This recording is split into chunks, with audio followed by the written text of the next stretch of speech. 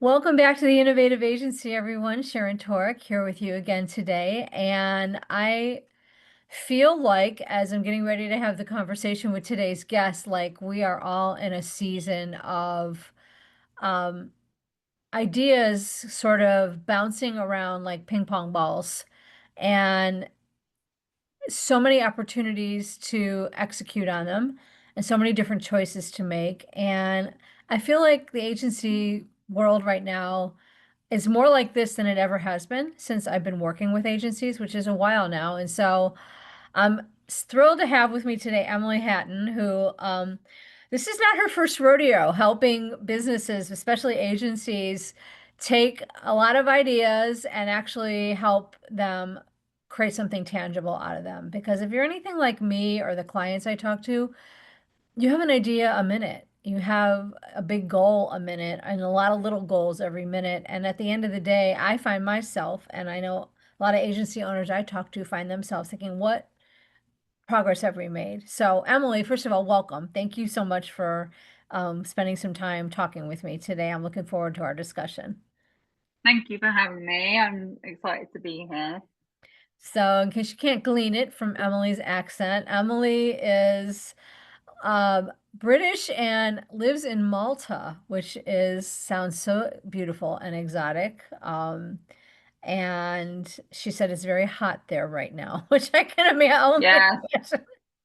yeah. And just in case, for those who don't know where Malta is, it's a very small island close to Italy, just to give you a Yeah, bit of geography on it. yeah. I'm sure it's stunning. I would love to see pictures.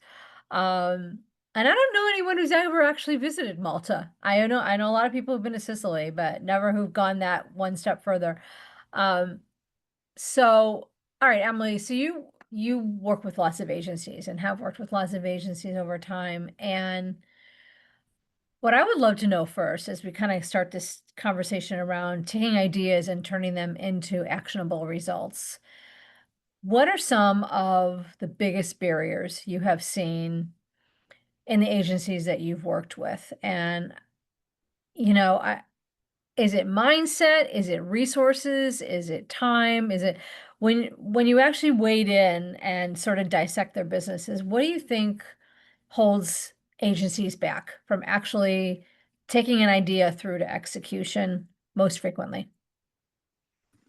Um, so I think for a lot of agencies do have the same issues. So uh, some of the time it could be that the founder is maybe too ambitious. So maybe trying to dilute their offering too quickly before they've even established themselves within one area. So, for example, for a marketing agency, the founder might be an expert in paid ads themselves and decide to start up an agency because they want to serve other people doing paid ads.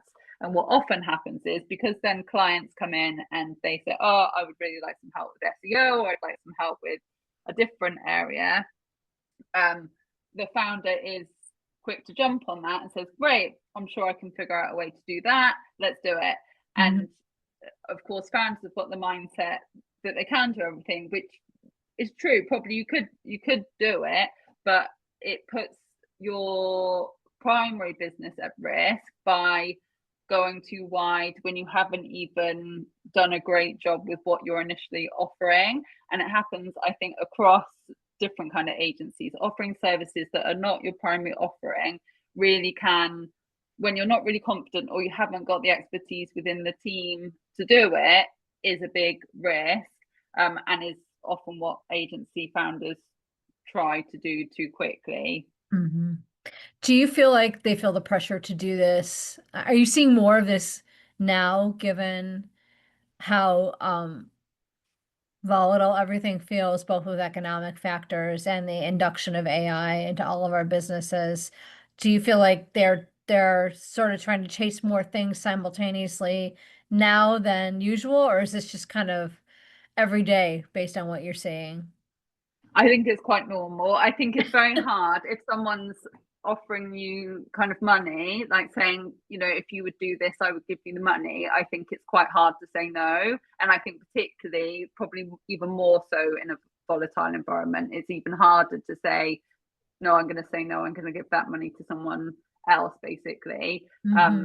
But I think what people don't see is the risk of delivering a service poorly when you're actually not very confident in it puts your recurring revenue at risk, for example. So if you don't deliver a great service to that client because you've expanded too quickly into a different area and you end up delivering a poor service in an area you're not sure of, the client will just remember that and not remember the good service you did originally on your core offering. So I think people think that they're losing an opportunity, but actually they're not seeing the amount of risk they're putting on the main part of the revenue that they were getting in the first place. Yeah. All right. So how do you counsel the owner of an agency to triage or filter the opportunities, the ideas, so that they know how to do a full vetting of them before they know whether or not to try um to follow those with resources, because we all have a million choices a day, right, about how to spend our time, our money, our people's time. How do you sort of help them walk through the decision tree of how to move forward, whether something's best tabled, put in that parking lot, or whether the timing is actually right to, because you're right, agency owners, they're entrepreneurial and they also tend to have a high tolerance for risk, in my experience, Yeah, speaking as a lawyer who works with agency owners every yeah, day. yeah. So what are some things that they can do to sort of walk themselves through this process of, obviously they can work with a consultant who helps them do this, but what are some of the things they need to be thinking about to evaluate these ideas or opportunities to determine, is this really something we're going to try to take, down the road, or is this something that's just cool to think about, but maybe not right for us? So it's good to, I mean, working with a consultant is normally great. I mean, it's good to have, whether they're consultant or not, someone else to talk to. So it could be someone in-house that you feel like you can have those conversations with, because it's good to have someone give you another perspective, or it could be another agency founder or someone you know from your community. It's good to have someone to kind of talk through some ideas. You could just have a accountability partner and you talk through these things. But in terms of putting some structure behind it, you really have to slow the ideas down, because you have to kind of, in a basic way, make a list of them and review them on a periodic basis against certain criteria. So if you just keep a Notion sheet or a Google sheet and just think, oh hey, there's a cool thing about, like, let's start doing landing pages, let's do that, put it on a sheet, and then just think every so often, every month or so, I'm going to review that list and rate them according to the potential opportunity. Like, is there opportunity and how much money would you actually make from it if you put that in place? Do Mhm. you have the right people in-house to do it, or would you have to get someone else to do it? Is there a risk with looking at that opportunity? So if you offered that service, what would be the risk of doing it? And just what are the benefits? Does it fit with your business model? Does it make sense? So you can set out some criteria and give some scores to each of those things based on the criteria, and then kind of sort them out in terms of if it's easy to implement because you've already got the team, if there's a big opportunity, and if there's low risk, you should probably get a plan in place to implement it. So you can just give yourself a really simple scoring system across 4 criteria, and then the one that comes out on top, say, great, I'm going to implement that, I'm going to come up with a plan to implement that this month. And the ones that keep staying at the bottom probably just need to be discounted after a certain amount of time because they just don't work their way up the list. That makes sense. Another thing that I was wondering as I was getting ready for talking with you on this call is, agencies employ big thinkers. They employ strategists, creatives. Typically, if you're leading an agency, even a small agency, everyone on your team has got ideas. I mean, that's why they're there, right? To to come up with ideas that help the clients meet their business goals and as a byproduct of that, the agency. How should leaders be thinking about putting structure or support in place for their team members so that their team members can vet through their ideas and channel them appropriately, know how to invest their time or when it's not a good investment of their time or resources? What are some of the leadership um, focused skills that you think are helpful, to somebody running or owning the agency so they can give their team members the tools they need to turn ideas into action? So I think the kind of scoring system I mentioned should be wider than just the founder. So if you have other people, particularly in your leadership team, or everyone should be submitting ideas in the same way, and you should be ranking them in terms of the priority, like how much it will bring value to the business, how much opportunity there is, and that should be across all departments. Anyone who is in your kind of leadership team or in senior roles with you, so that you're not in an isolated like chamber churning out these ideas yourselves. In Mhm. terms of how to get that thing across the team, you could do it across everyone, but I think the difficult thing with potentially rolling out that across the team is that not everyone can really measure the business impact or like the risk. Like it's quite a difficult thing across the team to measure. But what you can do is get people to submit kind of business cases. So not everything is a huge organizational change. There's different levels of ideas and changes that can take place across a business. And in agencies, like for example, a designer might want to bring in a new tool or a new, like a new AI tool or a new system to use because they've used it, they think it's great, and they feel like it would be beneficial across the agency to use it. So I would normally ask people to have a business case. So say, what are the benefits of it? How much does it cost? What do they think is a business benefit of it? So it saves me 10 hours a week. So it makes sense for us to roll this out across the team and save each designer 10 hours a week. And then their head of department can look at those business cases and talk to the team and then make decisions for which ones are the highest priority. And they can do that kind of higher level scoring about those things and then help with an implementation plan. But you can get people of all levels of the agency not to necessarily understand the business impact, but to understand the impact on them and their department, and they can put forward a mini business case about the things that they know about. Got it. Do you have a point of view on whether agencies should create a proportion of their space, their time, their, people power towards innovation thinking? I mean, you used to hear more about this from agencies. They would set up, laboratories internally and they would dedicate a certain amount of bandwidth of a team member's time per week to work on big thinking ideas. And are you a fan of that approach? What do you think about that approach? How do you, have you seen agencies who are your clients do this? And if so, how did it work out for them? So agencies that I've worked with, quite a few of them have got innovation on their kind of goals, that we need to free up X amount of time for innovation on their goals. Mhm. And it, it has semi worked, I guess, in some places in terms of if you've got the right thinkers, if you've got some people that are big thinkers anyway, then they would spend that time well and they would likely do good research and come up with good ideas. However, it's difficult to say because innovation in itself is kind of a vague field. For me, being very structured and operational, I would prefer to see what I deem a successful outcome, Yeah. which is like how do you measure whether innovation is working? So I think it's difficult to say where people have apportioned time to it. Has it been successful? I don't know if it's like a tick box yes or no. I think it has, where people have dedicated time to it and reduce people's delivery time, client delivery time, and allows them a bit more time to do training, to do research and do other things.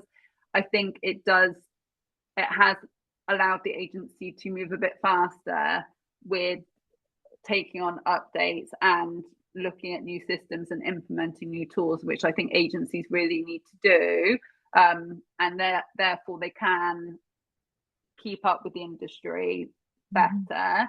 So I think, but what I think is the ideal is to have a bit of structure behind it, to say what we would like you to do is put it into a project. So, you know, we would like you're a designer, and we would really like you to redefine how we do creatives and look at how we can do videos in half the time. That's your project. So you give them a kind of defined outcome and the process that they take and the way that they deliver that, but give them a business outcome that the innovation is working towards. I think is more effective. And we've done that before. I've done that before with an agency, and that has worked much better.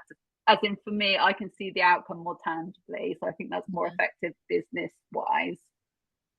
Well, and that's like every successful agency client relationship, right? If you are very scrupulous about defining the end goal or what success looks like at the beginning, you're much more likely to achieve it together. I think there's a lot of times a disconnect in the early stages of a project or a relationship where everybody's happy to be getting started or working together and maybe not having the hard conversations on what does success look like, right? And so hearing a little bit of that in terms of what you just said in defining a goal or a target or what success looks like up front, and then letting them loose to sort of figure out the hows and the wheres.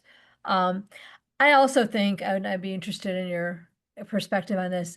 I think this is easier to do in agencies where margins are higher, or just the collaborative, the way the system is set up for collaboration hums a little bit better. And I don't know if it's as easy to do in remote environments as it used to be to do in person. On the other hand, it might be easier to do all remote, but I do think that I hear about it less. I used to hear about it more. And so either agencies are still doing it, but not talking about it and integrating it into their day-to-day lives, or it's not something they feel like they can afford to delineate, right? And their work schedule. Yeah, I think that's, I mean, it's kind of chasing the money, because obviously if you can choose to fit in another client and get that revenue or have that time not directly generating income, if you have a lower profit margin, of course you're going to go for getting more revenue into that person. So especially if they're a client delivery person, you're going to choose the option of taking another client. However, it's a big risk, and I think that people with lower profit margins have the biggest gains to get. So often if they've got lower profit margins, they're too heavy, they're too people heavy, and that's always the case. Like with agencies, they're way too people heavy, and they're not using automations, and they're not using systems, and they're not using processes enough, because if their margins are low, it is always the costs are going to be people. So that's where they need to look at efficiencies, and by not using AI in particular, it's a huge risk, because the agencies that are using AI and are managing to resource more effectively and have a much lower people percentage cost, like overhead cost of the people, they're the ones that will win out, because not that they'll get rid of people, but they're using people more effectively, so they're able to deliver more and get people to deliver with the technology that's around now, and their profit margins will be higher, and they will be the ones that get through this kind of tougher period. So people who don't make an investment in time into looking at these aspects and looking at how to adapt the agency to the technology that is available now will not make it.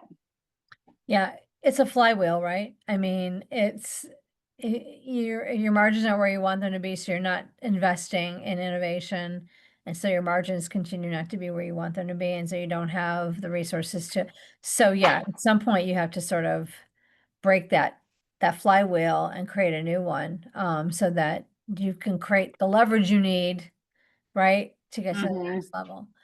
Um, I'm curious because I'm sure you've seen this. I'm not sure. I'm guessing you've seen this in a lot of clients who call you in to work with them. Lots of ideas, lots of projects started, projects then abandoned or left to sort of wither. And um, how do you cut this down in an agency? Because ideas do fly around like ping pongs, being smacked around like Yeah. paddles.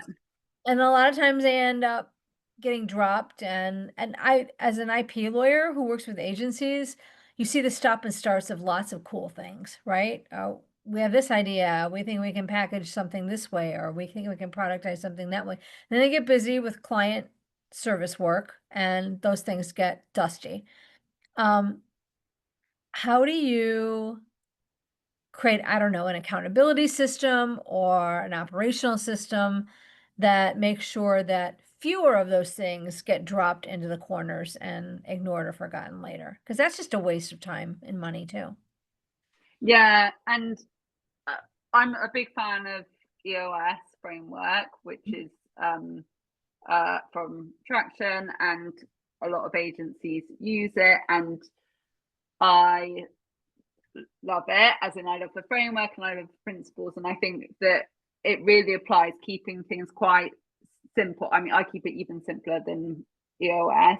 I think that you just need to measure key metrics and keep track of things like projects. So you have a weekly tracker with the key people in the organization, and you measure progress on certain things. And then you either decide, for example, a project that you might start. So if you launch a new product, if you decide to invest time into a course, of course, you need to do a viability before you start that project to see how much return is going to make this successful. What are we going to be happy with in terms of the outcomes, and decide whether that's realistic. Most people don't even do that and just go ahead and kind of go ahead with projects without looking at what would they be happy with them to be successful. So therefore they don't know if they're successful or not. That's a really key thing. So if you've done the work in terms of what you would like to get out of it, and then measure that. So are you getting what you need to after it? So if after a month you're not getting the returns, would you like to continue, or would you like to take that project away? Or should it be replaced with something else? So you look at the time that's gone into it, the money that's gone into it, the return that you've got. Is it a worthwhile project? Yes or no? So, and you can just keep that on, I love Google Sheets, just a really simple tracker, and just assess the viability of the things that you've got going on, and just make an actual decision to cut them off if they're not worthwhile. So if no one's putting time into them, they're not going to make any money. If you don't put any time in, they won't make any money. So just ditch it and move and keep on your core offering and improve that. What tools are you a fan of now that maybe AI has enabled and are becoming more accessible to agencies, or that maybe you didn't historically see agencies use, but that you're seeing agencies use now to help them operationalize their ideas and their inspiration more efficiently? Anything cool out there that you've been experimenting with, or that you've seen agents experimenting with that you think looks promising? So I don't think that agencies experiment as much as people think, or that Uh-huh. I think that they should. So I think I have obviously my own clients, but I have lots of conversations. I'm part of lots of networks wider than that. And AI adoption is so low, unbelievably low. Like, and I cannot believe that even so. Me saying about some cool tools is actually like They don't have to be AI so. tools. They could be any kind of tools, but I'd love to know Yes, no, your yeah, favorite. yeah. I mean, but Yeah. I think it's more about people utilizing stuff. Like, you need to have a primary kind of tech stack. So you need to have whatever you need operationally to run whatever business, like marketing, whatever you run the ads on. You need to look at a tool to make sure that the admin stuff for those. So, for example, if we do ads, there's lots of tools that can automate the kind of media buying and provide rules and do a lot of the mundane stuff so that the people can concentrate on strategy. So you need to look at your technical kind of tech stack and make sure that you've got the primary things there.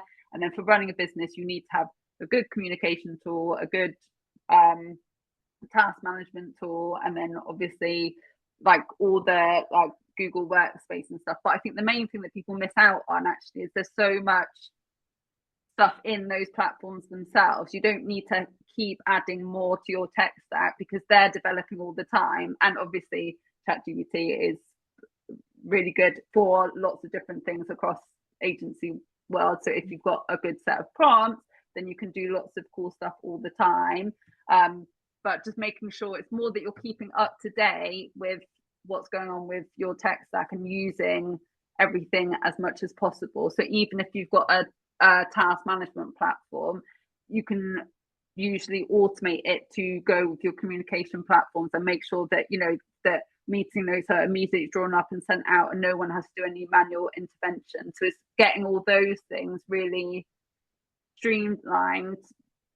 That's great. That's way more than most agencies are doing. It's so true. I mean, we pay for these tools. We have a million subscriptions to things, and we maybe use them for, you know, 3 things, and we could be using them for 12 things.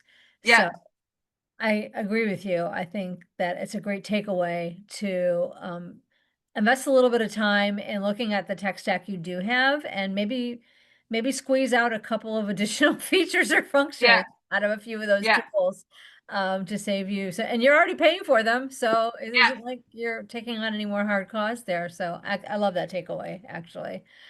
Um, well, what are you predicting for the kind of work that you help agencies with, which is helping them sort of operationalize efficiently and over the next 18 months or so? And the industry is very volatile right now, lots of change. And what are you seeing and hearing from your clients in the agency space about what's ahead, or what are you thinking based on what you're hearing from them?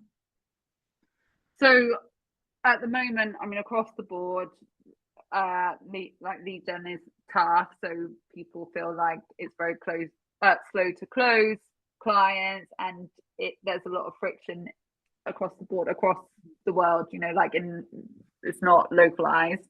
And what I think that means is that there's a big shift. So why are clients taking so long to make decisions and not making any decisions? It's because of the shift in technology, the shift in their expectations, and obviously the economy itself. You know, everyone's having to tighten up their money as well. So everyone's looking for more cost effective way to manage everything.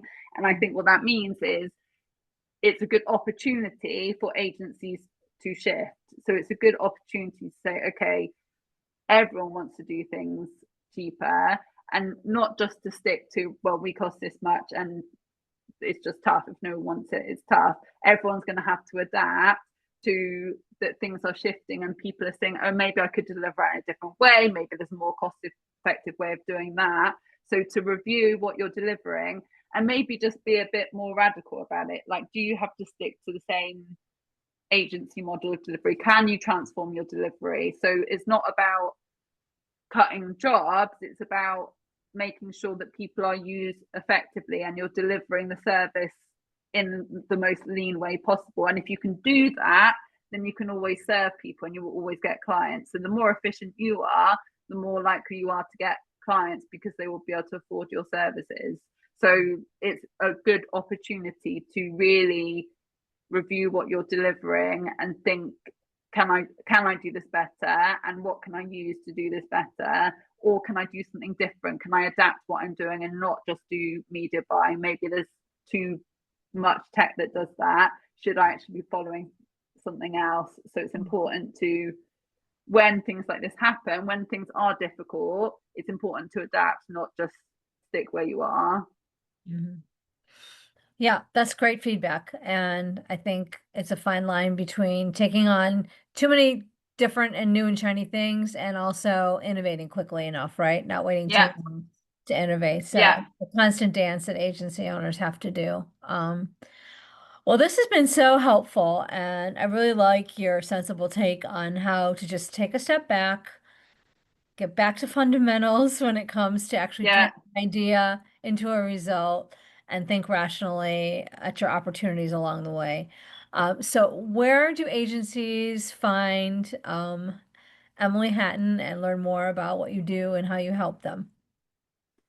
So I'm very active on LinkedIn. So people can find me on LinkedIn, and I try and post as much useful stuff as possible. And I'm always happy for people to message me. Like, I like talking to founders about ideas. I love talking about AI. I love talking about tools. So LinkedIn is a very easy place to find me. Awesome. Emily, thank you so much for joining us today on Innovative Agency. I really appreciated your insights. And thank you to the rest of you for joining us. It's been great to be with you again. And until the next time, everyone be well.